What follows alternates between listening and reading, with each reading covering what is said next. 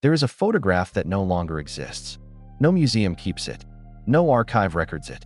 And the only copy ever taken was burned, deliberately, by people who believe that two human beings should never have stood side by side. Because in America, in 1911, love itself could become a crime. The man in the picture was black. The woman beside him was white.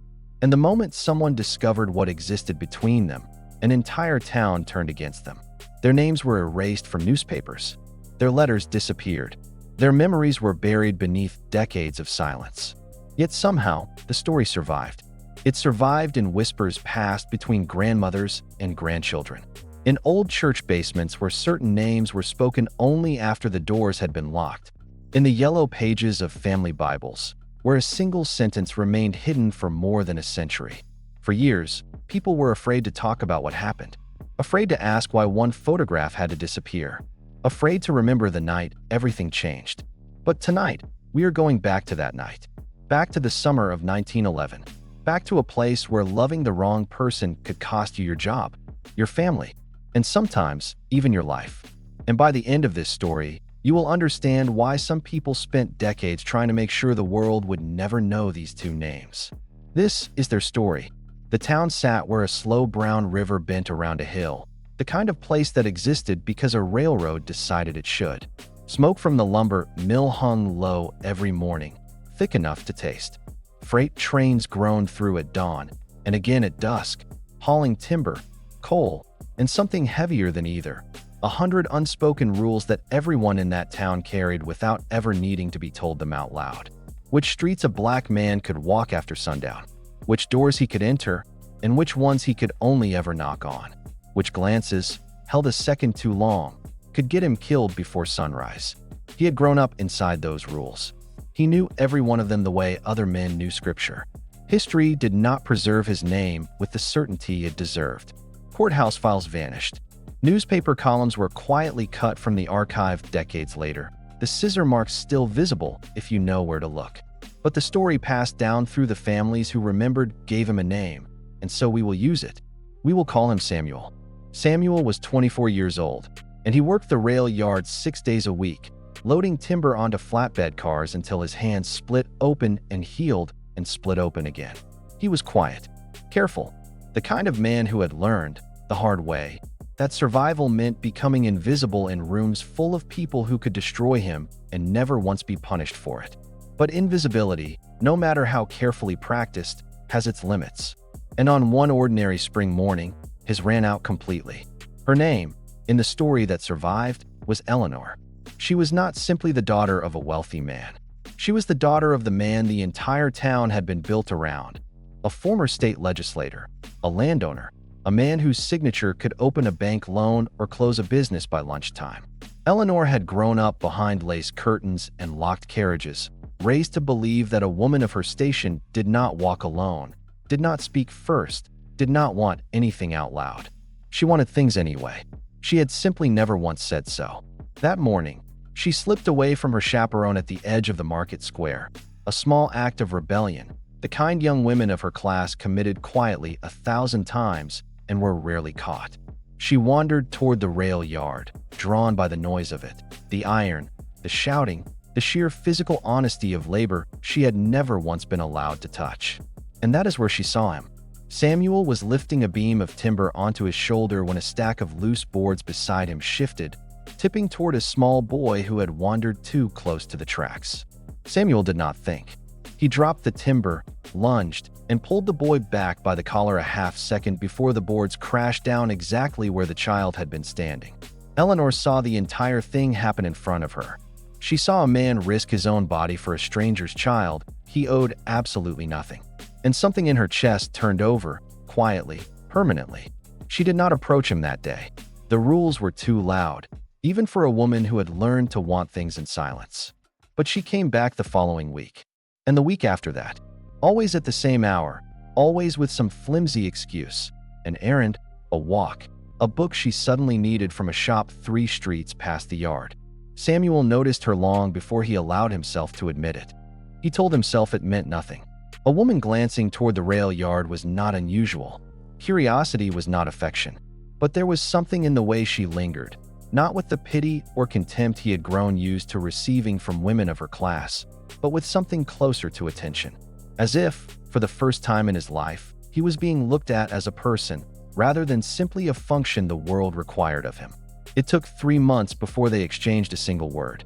It happened by the water pump at the edge of the yard, where Eleanor had lost a glove she had, in truth, dropped on purpose. Samuel bent to retrieve it. Their hands nearly touched. And in that ordinary, dangerous moment, he said the only thing he could think to say. "You shouldn't be here, Mississippi." She answered so quietly he almost didn't hear it. "I know. I come anyway." What followed was not romance the way we imagine it today. There was no courtship walked openly down Main Street. No announcement to either family. No public promise exchanged beneath a church steeple. It was a romance built entirely out of stolen minutes. A conversation by the water pump. A folded note left beneath a loose stone by the tracks. A glance held 2 seconds too long across the market square, broken quickly before anyone could notice. To understand how dangerous even this was, you have to understand the town itself.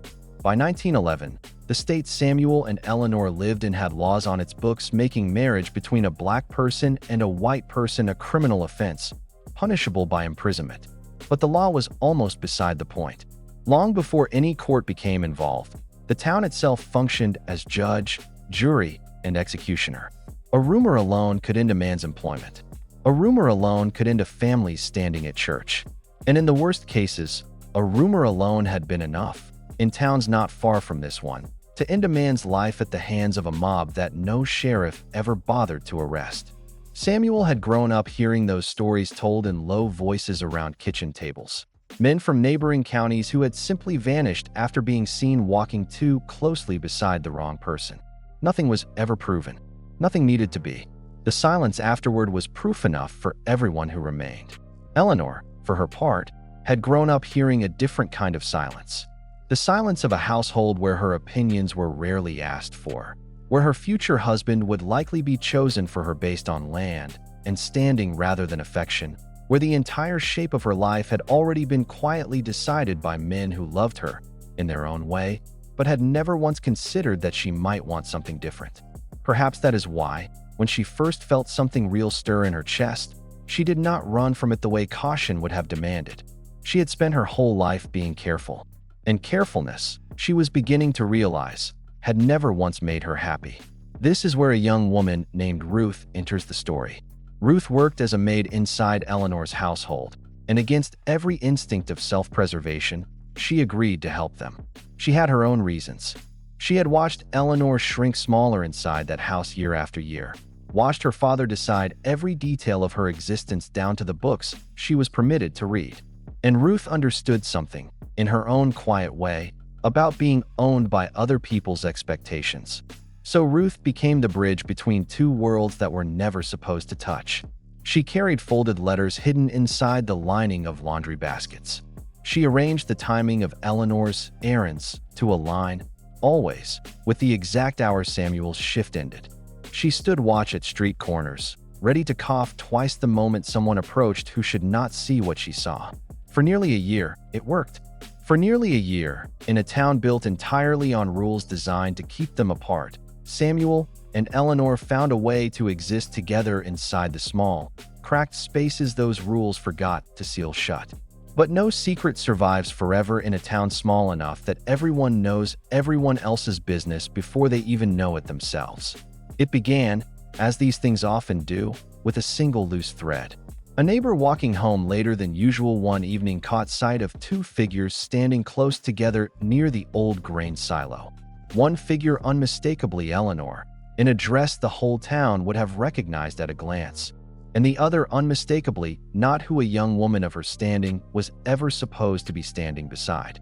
The neighbor said nothing that night, but the next morning, over coffee, in the particular way small towns turn private observations into public weapons, she mentioned it to another woman, who mentioned it to her husband, who mentioned it, within 3 days, directly to Eleanor's father.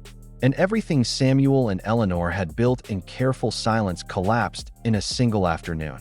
Eleanor's father did not shout. That, somehow, was more frightening than if he had. He simply informed her, in a voice flattened by control, that she would not leave the house again without direct supervision. Not for errands, not for walks, not even for church, unless he personally accompanied her. She would later recall that the windows of her own bedroom felt different after that conversation. Smaller, as though the entire house had quietly tightened around her while she slept. For Samuel, the consequences arrived with far less restraint. Within a week, the foreman at the rail yard informed him, without explanation, that his hours were being cut in half. Within 2 weeks, a rumor began moving through the yard that a tool had gone missing and that Samuel had been seen standing near it. A claim with no evidence behind it, and every convenient motive in the world. Men he had worked beside for years began finding reasons not to speak to him. A shopkeeper who had extended him credit for months suddenly demanded full payment, immediately, in cash. And one night, walking home along the tracks in the dark, 3 men he did not recognize stepped out from behind a stack of timber. They did not need to say Eleanor's name. They made it very clear, in a handful of words, exactly what would happen to him if this misunderstanding continued a single day further. Samuel did not sleep that night. He sat awake until the sky turned gray, turning over a single, unbearable question. Was there any version of this story where both of them survived it? Word of what had happened spread through the black families of the town within a day, the way warnings of danger always spread faster than any newspaper could print them. Samuel's own mother came to him that week, her hands trembling, and asked him plainly whether the rumors were true. He did not lie to her. She did not scold in the way he half expected. Instead, she sat with him at the small kitchen table and told him about a cousin of hers, decades earlier, who had faced something similar and paid for it with his life. She was not trying to frighten him. She was trying to make sure he understood, fully and completely, the size of the fire he was standing beside. "I am not telling you to stop loving her," she said quietly. "I am telling you that loving her, in this town, is not the same as loving her somewhere else. You have to decide if you are prepared for what this costs, because it will cost something. It always does." Samuel carried those words with him every day that followed. Meanwhile, inside the Whitfield house, Eleanor's confinement had not softened her resolve. If anything, it had hardened it. She spent her locked hours rereading the handful of notes she had managed to keep hidden beneath a loose floorboard, memorizing Samuel's handwriting so completely that she could recall entire sentences without looking. Her father, for his part, believed that time and isolation would be enough to end the matter quietly, the way such matters were always expected to end.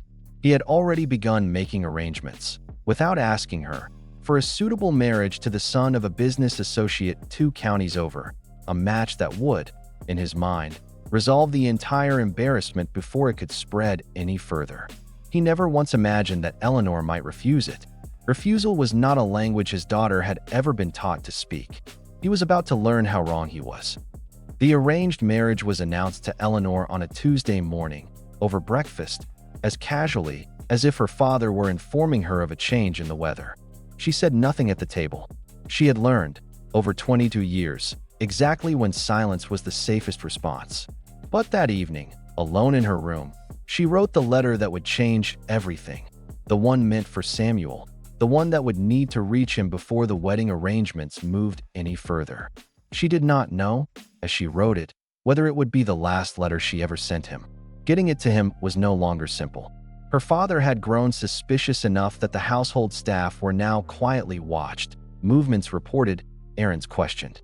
Ruth understood, better than anyone, that carrying this letter carried real risk to herself as well. If she were caught, dismissal would be the mildest outcome she could hope for.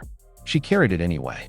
She waited 3 days for the right moment, finally slipping out under the cover of a grocery errand that would not be questioned, walking a longer route than necessary, doubling back twice to be certain she was not followed.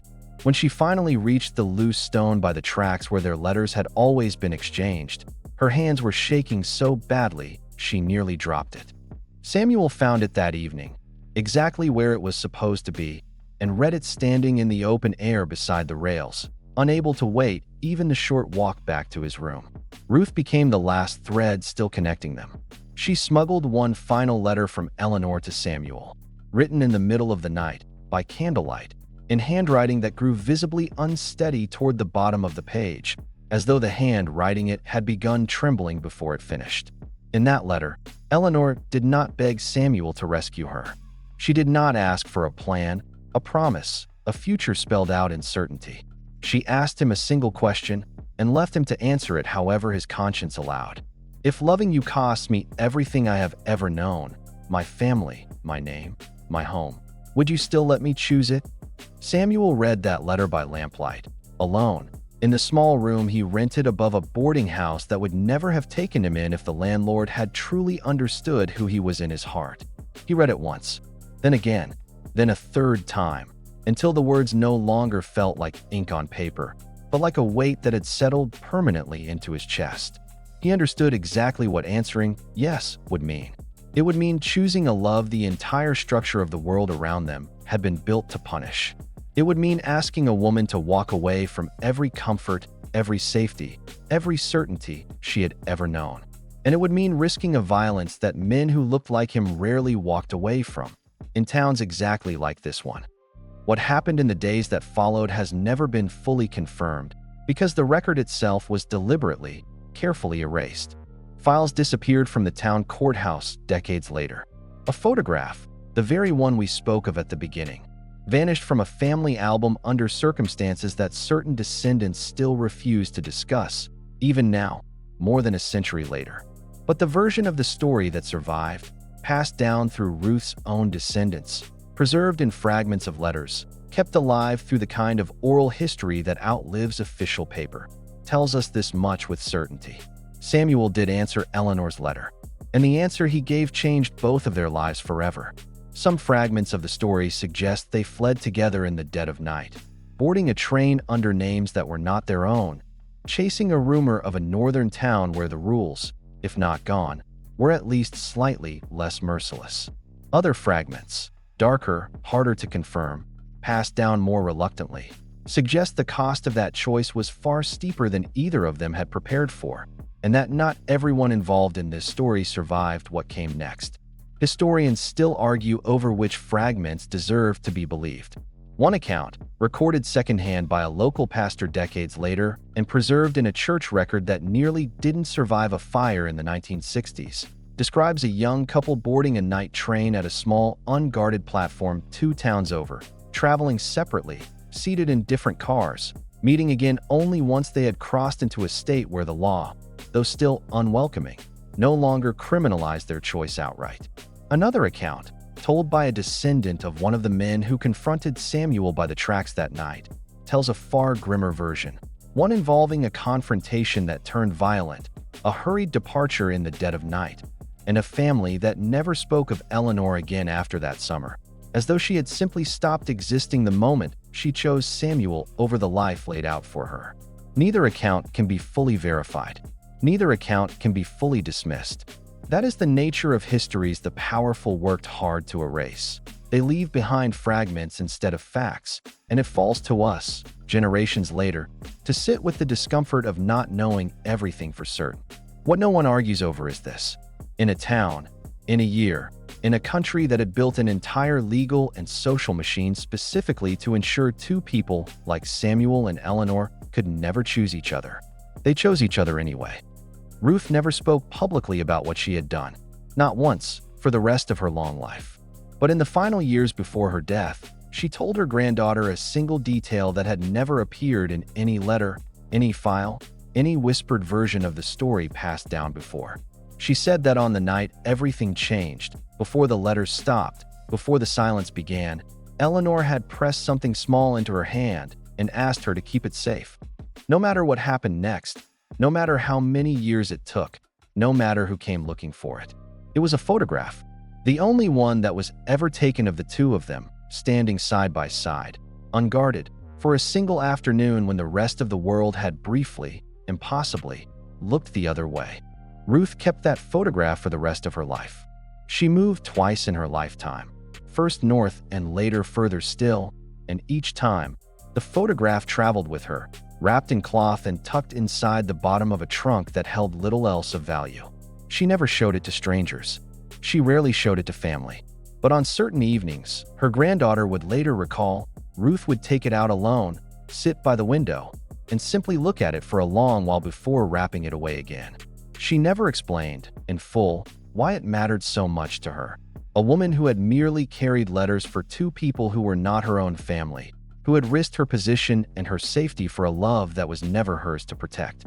But those who knew her best understood that Ruth had seen, up close, what it looked like when two people refused to let the world tell them who they were allowed to love. And having witnessed that once, she could never quite bring herself to let it disappear completely. And when she finally passed it down, she made her family promise one thing: that whatever happened to it, however many decades passed, however much the world tried to forget, someone, someday, would tell this story again. Tonight, that promise has been kept. Somewhere, in an attic or a drawer or a box no one has opened in 50 years, there may still be a fragment of this story waiting to be found. A letter, a name, a photograph someone forgot to burn. History is full of these buried moments. Love, courage, and quiet defiance hidden in the margins of the past, waiting for someone to bring them back into the light. If this story moved something in you, stay close. Because next time, we go looking for the next name they tried to make sure the world would forget. Subscribe, and let's keep uncovering these stories together.